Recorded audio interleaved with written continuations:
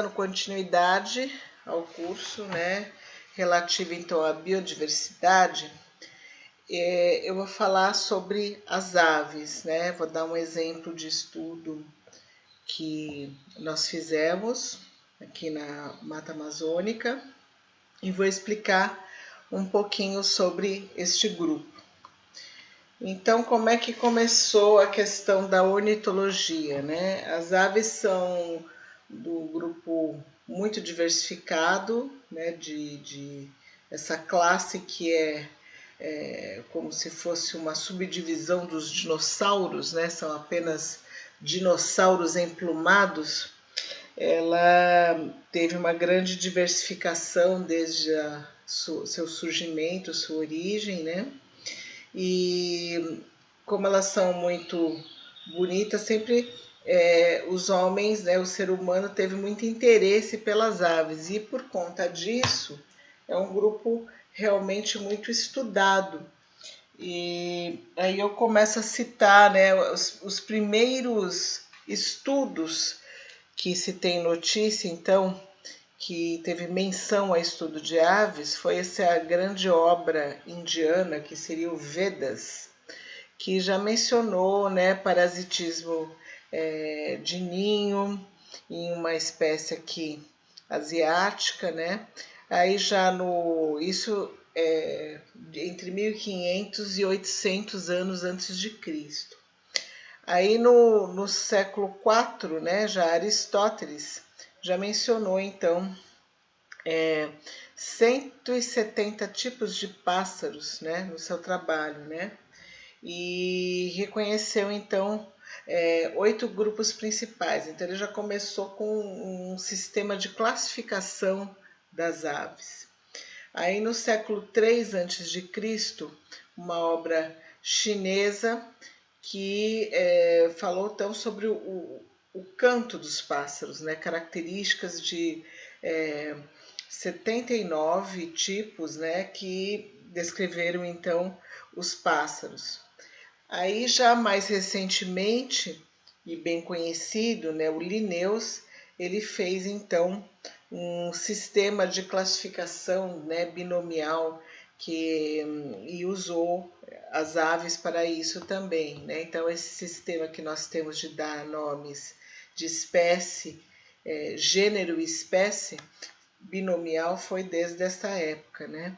E uma grande obra também muito conhecida seria do Buffon, a História Natural das Aves, né, de entre 1770 e 1783, vários volumes explicando então a distribuição geográfica dos pássaros, né?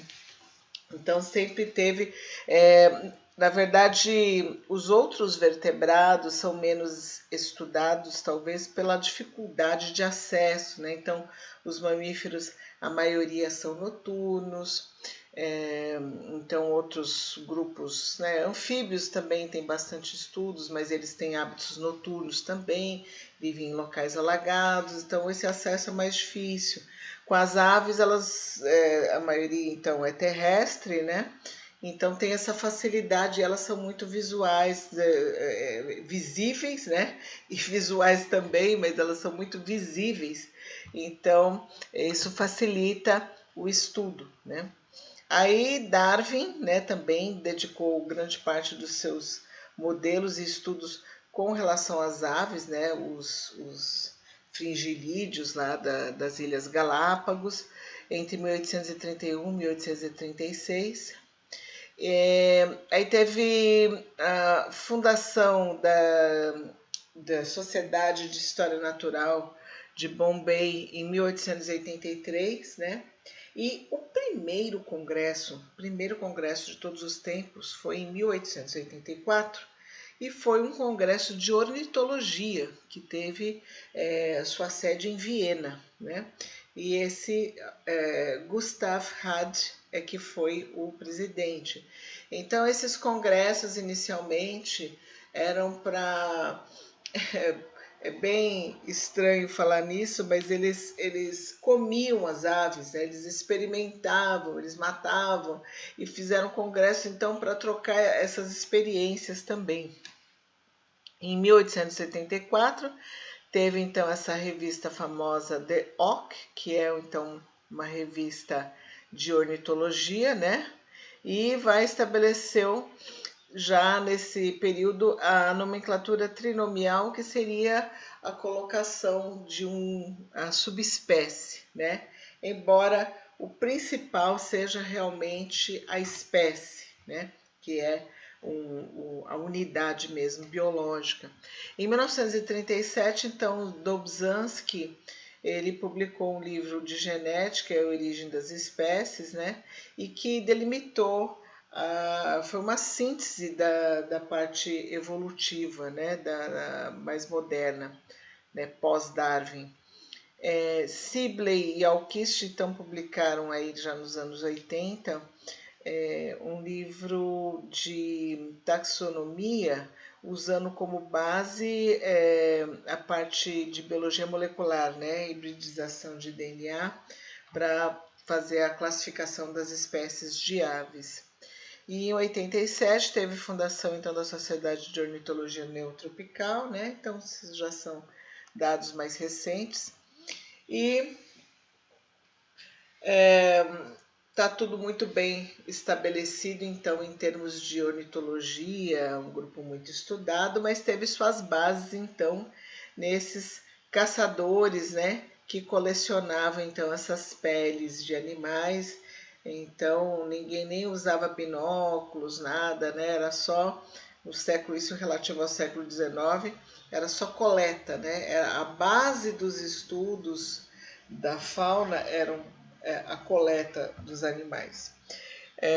Então pode-se fazer uma taxidermia, que seria então o empalhamento do animal, retirar todo o conteúdo, manter a pele, fazer uma espécie de um tratamento, né, depois enche de algodão para manter o formato, e assim a gente pode estudar a morfologia das espécies, né? Foi um trabalho necessário do século XIX, mas que hoje em dia não tem mais lugar para isso, né? Porque existem populações muito pequenas e que já aconteceu de biólogos coletarem demais uma determinada espécie e contribuírem para a extinção dessa espécie, né?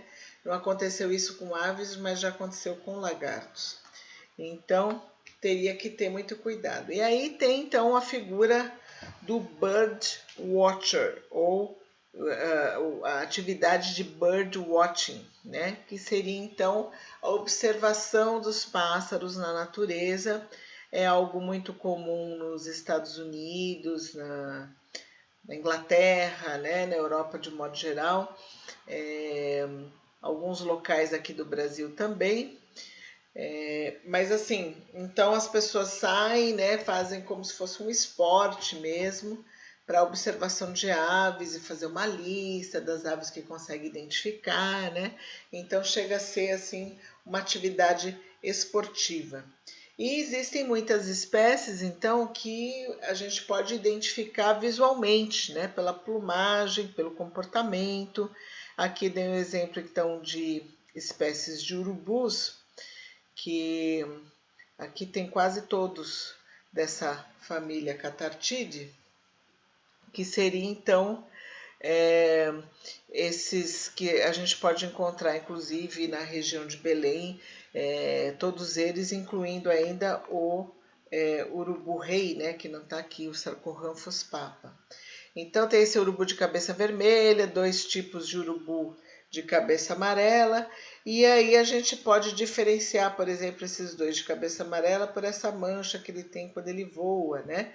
E ele tem um ângulo de voo diferente, e o urubu de cabeça preta, que é o mais comum, que a gente encontra nas cidades, é esse Coragipes atratus, né? E pode-se diferenciar visualmente. Então, é um exemplo, né, de abordagem. E pode, então, também haver coletas, né? Então, muitos estudos de censos de aves, então, até hoje ainda é considerado como algo válido, né? Colocar essas redes de neblinas, então elas são montadas em uma região onde você quer mostrar, pode ser na mata, pode ser no local mais aberto, e ela forma então essas curvas aqui como se fosse um saco, né? Que é tudo feito de uma rede bem fininha. A ave voa e cai nela, né? Então ela não consegue ver a distância e voa muito rápido e ultrapassa a rede e acaba caindo. E o que acontece? Ele se enrola muito, o passarinho pode se enrolar de tal forma que tem que ou rasgar a rede, pode acontecer também dele colocar a língua, enganchar os dedinhos, a perna, né, os tarsos, e aí pode ter um ferimento sério, ou então a morte, né? Acontece também deles ficarem presos e serem predados por cobra, né? Pode acontecer de vir um gavião e pegar esse passarinho, né? Porque como é que funciona? Dá muito trabalho para montar essas redes, tem que ter bastões, ou então tem que cortar bambu, galhos de árvores para fazer o suporte e montagem, né? E deixar lá durante várias horas, ou um dia inteiro, uma noite inteira, e depois chegar lá e pegar as espécies que estão presas, né? Então, o que acontece? Só vai cair aqui nessa rede aqueles grupos de pássaros que costumam voar mais ou menos nessa altura.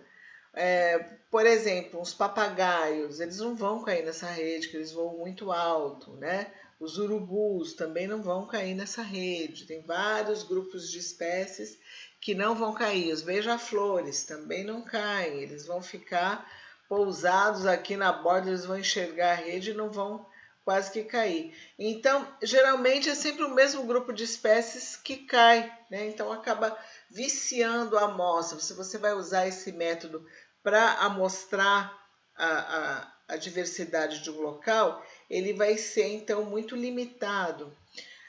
As espécies terrestres também conseguem passar por baixo. Então tem uma eficiência não muito boa, né? E serve também para morcegos. Agora os morcegos então é pior ainda, que eles se enroscam mais e eles acabam rasgando a rede, né? Então realmente é complicado. Então qual que é a nossa abordagem, né? Observação, a gente vai no interior da mata com os alunos, tem que ter uma vestimenta então adequada, né?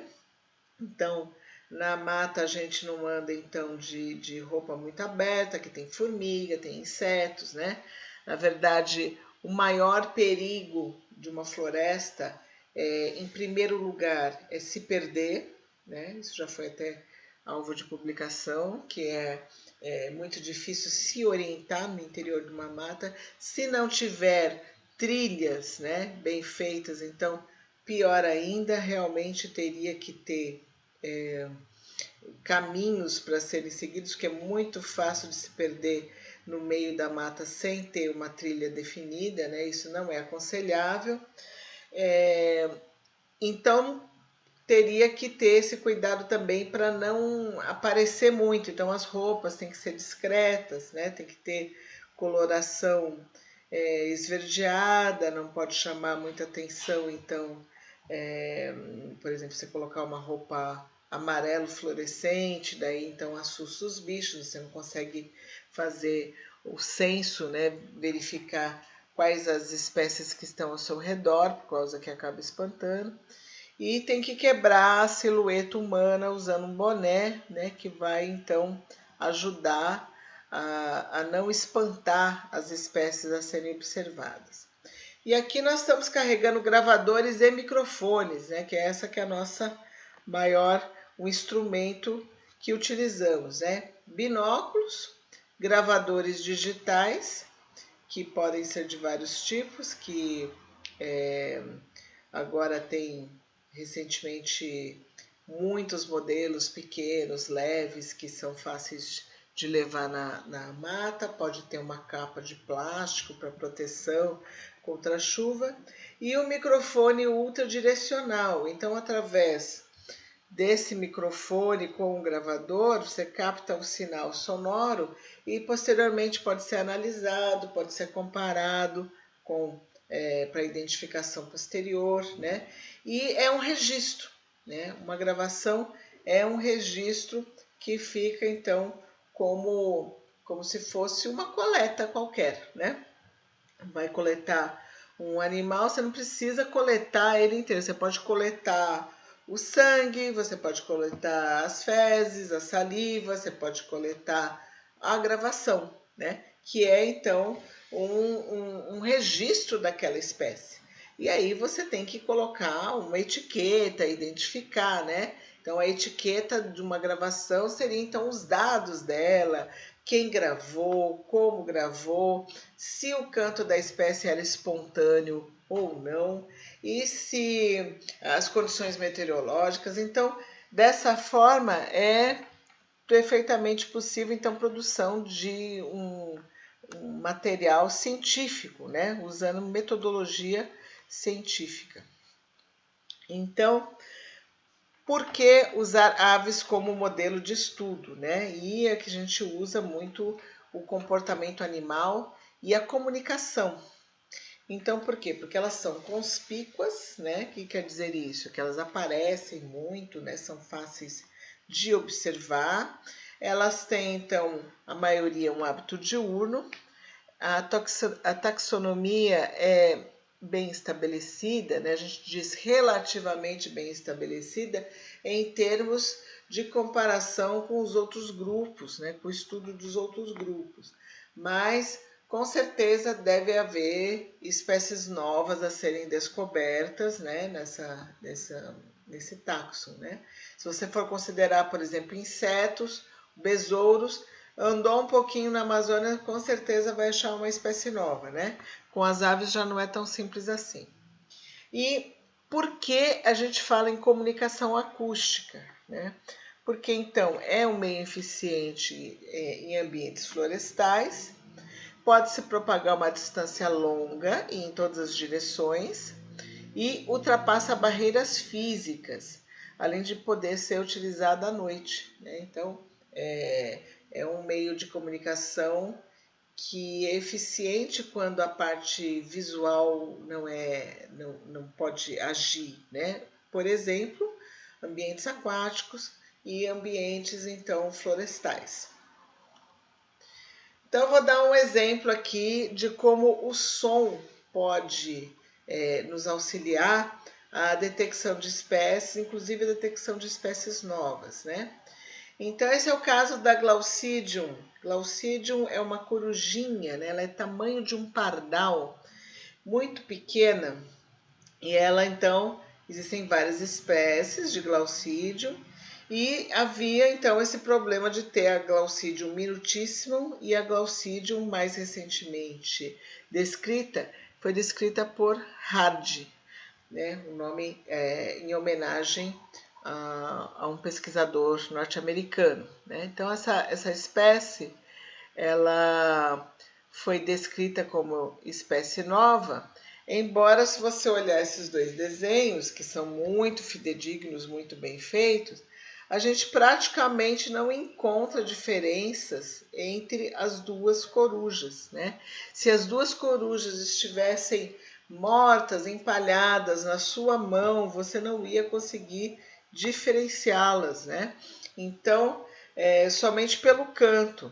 Então, uma delas cantava dessa forma aqui.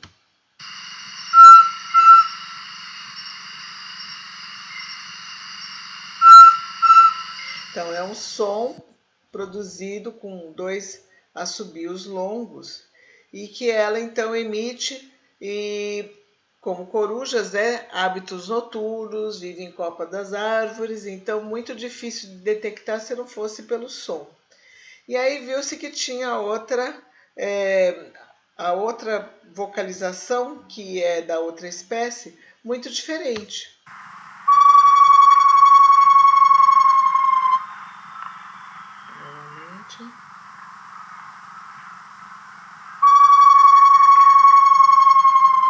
série, né, como um trinado de vários assobios curtos, que então permitiu que se descrevesse essa espécie como diferente dessas daqui.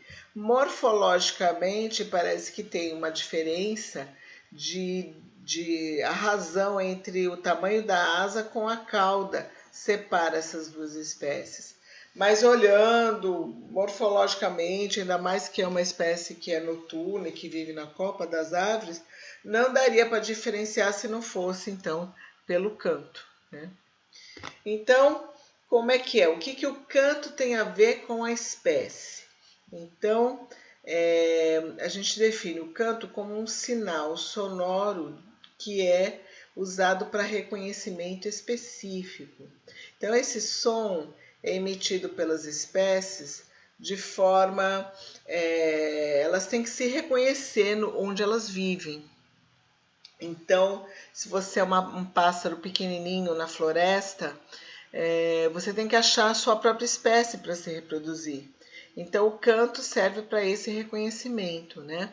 E aqui eu vou mostrar um exemplo de um trabalho que nós publicamos para encontrar o código específico dessa determinada espécie, que seria o que codifica a espécie dentro da emissão sonora dela, o que faz dela, então, reconhecer o próprio canto, né? Então, aqui nessa região de São Paulo, cerca de 40 quilômetros da Praça da Sé, na cidade mesmo, tem uma área verde aqui de propriedade da Companhia de Águas lá de São Paulo, a Sabesp, que tem uma grande mata com uma trilha, com uma estrada aqui, e ao redor de toda essa borda nós encontramos essa espécie, o Basileuterus leucoblephrus, né? Que é então chamado de pula-pula assobiador, mas quase ninguém fala esse nome popular, então a gente usa o nome científico, que ele tem esse canto. Então é um canto com notas curtas que vão então ficando cada vez mais graves, né? Vai do agudo para mais grave e de forma assim gradual, né? Esse canto não seria esperado que ele fosse muito bom para se propagar no meio florestal, né?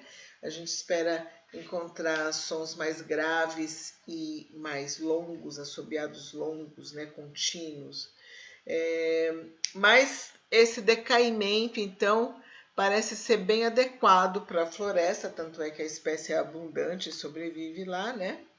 Então, nós resolvemos verificar qual seria, então, o papel desse canto. Então, escolhemos essa espécie como modelo por ser abundante, né? Era muito comum, e por essa característica especial desse canto dela. Então, para descobrir como seria a codificação específica desse canto, a gente resolveu perguntar para a própria espécie, né? O que ela achava, como ela responde a isso. Então, a gente grava o canto, emite num gravador, né? Com um alto-falante, e verifica, então, a resposta da espécie a esse som, né? Então, é isso que nós chamamos de experimento de playback.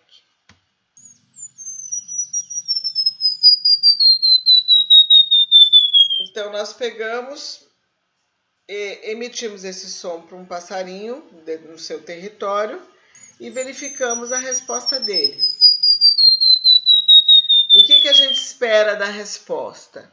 Se o passarinho escuta um canto da própria espécie, ele vai agir como se tivesse um intruso, um competidor dele no próprio território.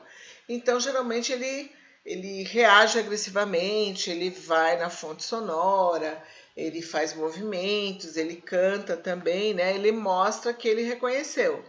Então, é isso que aconteceu, né? Mostrando, então, o canto, ele respondeu de forma agressiva.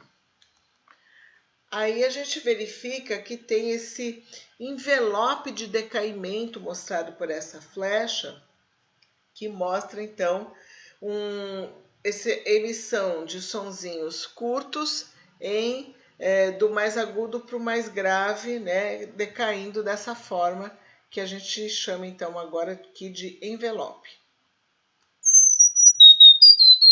Aí, o que nós fizemos para saber onde é que será que está codificado esse som?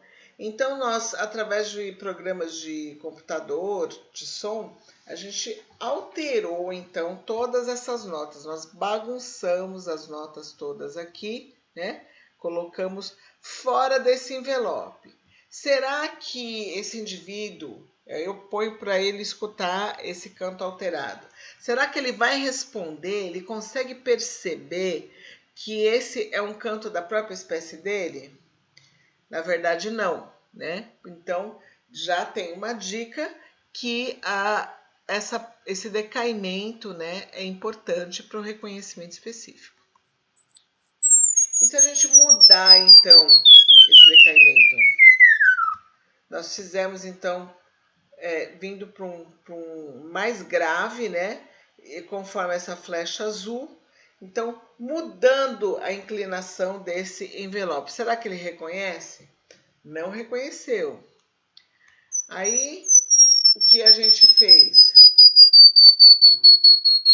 Mostramos, então, as emissões com outro eixo modificado, né? Colocando, então, para ser mais agudo. Será que ele vai reconhecer? Não reconheceu. Aí,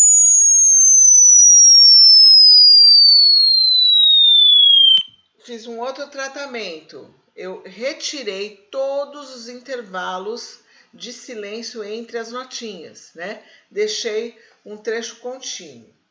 Mas ele manteve esse envelope aqui, esse decaimento. Aos meus ouvidos, por exemplo, eu achei que esse pássaro não iria reconhecer esse canto porque ficou muito aberrante, né? Mas na verdade ele reconheceu. Então isso provou o quanto que esse decaimento é importante para reconhecimento específico, né? Aí o que aconteceu aqui? Eu retirei metade da duração de cada notinha. Será que ele vai reconhecer? Reconheceu, porque também manteve o decaimento. Aí eu coloquei só o final. Eu suprimi essa região inicial e coloquei só o decaimento final. Será que ele vai reconhecer? Reconheceu. Então quer dizer que o código específico está nesse envelope, desse decaimento, e ainda codificado, sobretudo, na parte final do canto. Então, podemos ver o quanto que é importante a questão da comunicação para a vida do animal, né? Então, ela tem várias modalidades de comunicação. Pode ser visual, acústica, química, elétrica ou táctil, né? Então, através do toque, existem crustáceos, por exemplo, que se comunicam dessa forma. Comunicação química, como nós vemos com as formigas, né? Então, são moléculas que guiam, então, a comunicação, o deslocamento delas para a colônia. Comunicação elétrica, que a gente vê em peixes amazônicos.